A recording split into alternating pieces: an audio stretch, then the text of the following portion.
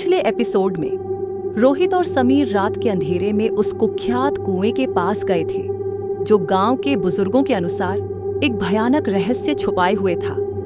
उस कुएं से उठने वाली आवाजें, रहस्यमयी धुंध और रोहित का अचानक गायब हो जाना, इन सब ने समीर को गहरे सदमे में डाल दिया था। अब कहानी उस रात के बाद की घटना से शुरू होती है। रात बीत चुकी थी। अगली सुबह गांव में हलचल मच गई जब समीर ने गांव वालों को रोहित के गायब होने की खबर दी। हर कोई सोच में पड़ गया था। किसी को कुछ समझ नहीं आ रहा था कि आखिर वह अचानक कैसे गायब हो सकता है। कुछ लोग इसे अंधविश्वास मान रहे थे, लेकिन जिन लोगों ने कुएं के बारे में कहानियां सुन रखी थीं, वे खौफ में थे। गांव का बुजुर्ग मुखिया, जो खुद भी उस कुएं की कहानी जानता था, ने गांव वालों को इकट्ठा किया।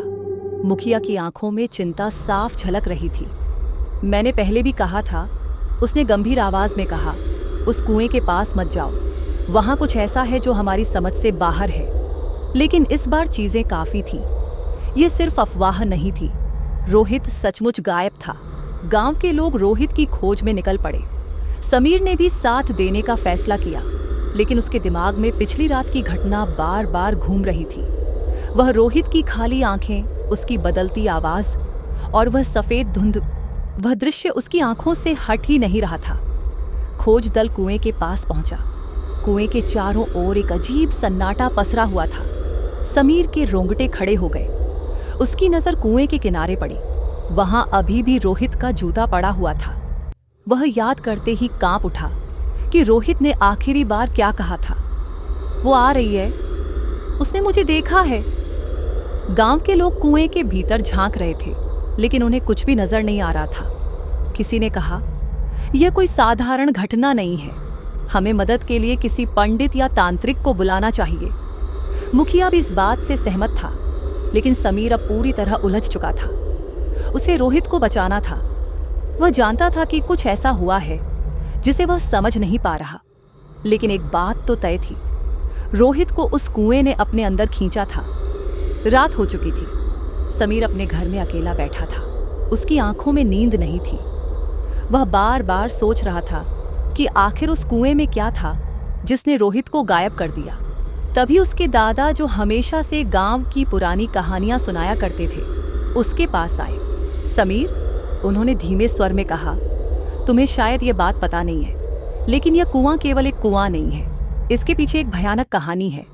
समीर ने चौंकते हुए पूछा, कौन सी कहानी दादा? क्या आप जानते हैं कि रोहित कहाँ गया? दादा ने लंबी सांस ली और फिर कहना शुरू किया, बहुत साल पहले इस गांव में एक सुंदर औरत रहती थी।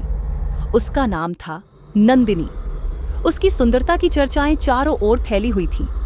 गांव का एक रईस जमींदार उसे अपने वश में करना चाहता था, लेकिन नंदिनी ने उसका प्रस्ताव ठुकरा दिया।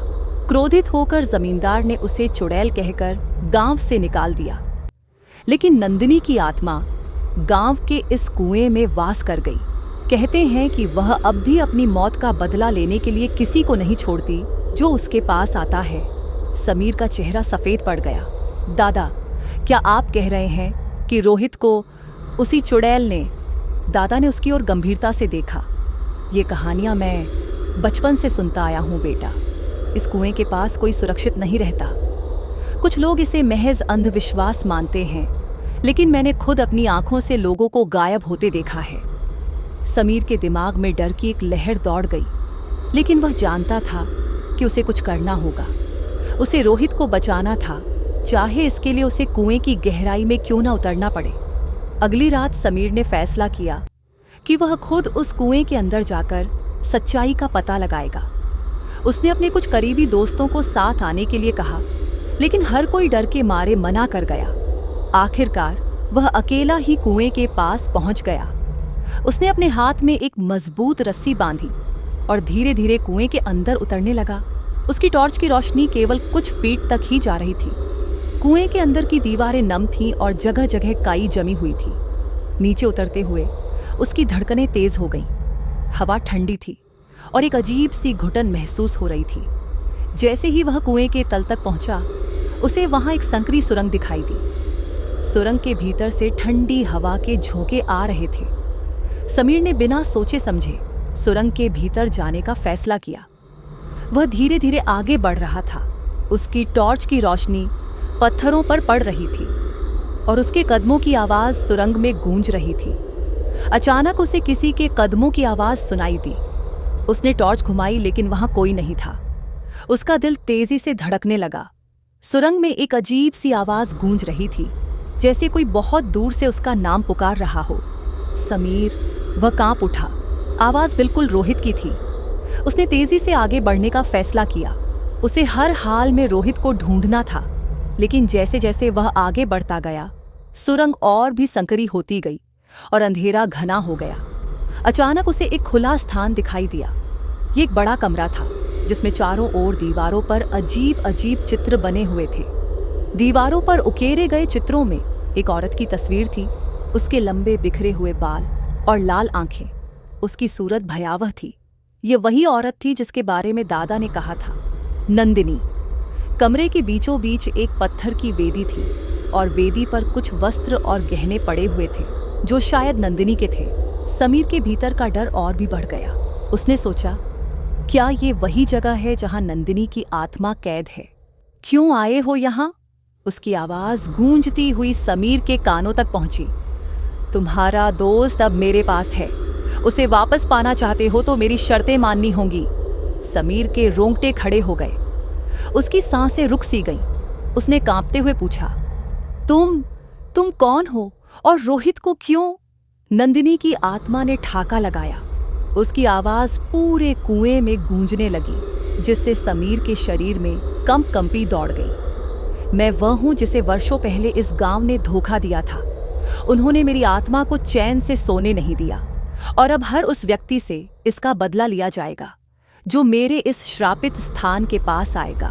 तुम्हारा दोस्त मेरे शिकंजे में है और अब तुम भी बच नहीं पाओगे। समीर का मन भय से भर गया, पर वह रोहित को बचाने के लिए खुद को मजबूत करने लगा।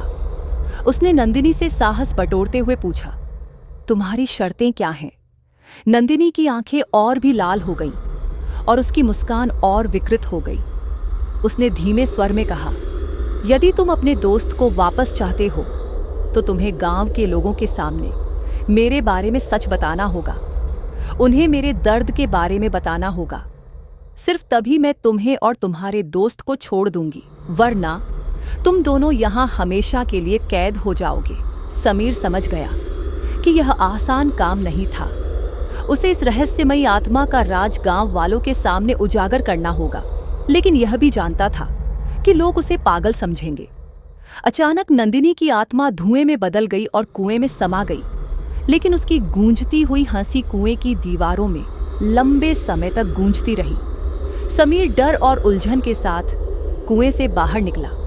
जैसे ही वह कुएं से बाहर आया, उसने तय कर लिया कि वह गांव वालों को सारी सच्चाई बताएगा, चाहे कोई उसकी बात माने या न माने। लेकिन क्या गांव वाले उसकी बात पर यकीन करेंगे? क्या वह अपने दोस्त को बचा पाएगा? इस सवाल के साथ ही समीर की यात्रा नए रहस्यों और खतरों की ओर बढ़ने लगी। अगले एपिसोड में जानिए, क्या समीर गांव वालों को नंदिनी की सच्चाई बता पाएगा? और क्या रोहित को बचाने के लिए उसे नंदिनी की दूसरी शर्तों का भी सामना करना पड़ेगा?